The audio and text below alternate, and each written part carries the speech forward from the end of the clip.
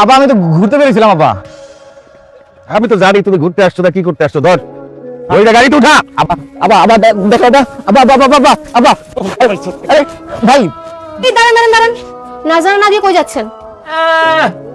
যেই না তার গেট তার আবার নাজরানা। আমরা কি ফকির? না না না না, এত ফকির জামাইয়ের কাছে তো আমরা মেয়ে বিয়ে দিব না। একদম রাইট। 1000 টাকা দুইটা নোট এত দিছি। উত্তেজিত হও না। নে। আরো 50 টাকা নাও। ছি ছি আব্বা, এটা কি করলেন আপনি? আরো টাকা বাড়াই দিতেছি, মোটমাট 2500 টাকা। তবে আম্মাজানরা কন্ডিশন আছে। কন্ডিশন হইলো বর যখন খেতে বসবে তখন কিন্তু কেউ ফুকি ঝুঁকি দিয়া জুতা খান চুরি করতে পারবে না। সবকিছু মিলাইয়া 2500 টাকা দেন ভাই। 10,000 টাকা নিচ্ছে না, একটা টাকাও কম নিব না। রাইট, একদম রাইট। এই জন্যই তোমাকে আমার এত পছন্দ হয়েছে। মামা 10,000 টাকা দিয়ে দেন। এই কি হলো? টাকা দেন না কেন? টাকা দেন, দেন টাকা দেন। আব্বা টাকাটা দেন না। মামা টাকাটা দাও না। নাই তুই বুঝাচ্ছিস না কেন? আমার এই সুন্দর সুন্দর শাড়িগুলোর মন আমি ভাঙতে পারবো না। আবার দাও, টাকাটা দাও। আরে দাও। সরি মাইছে দেখতেছে। আমারা নেন এবার ছাড়েন। না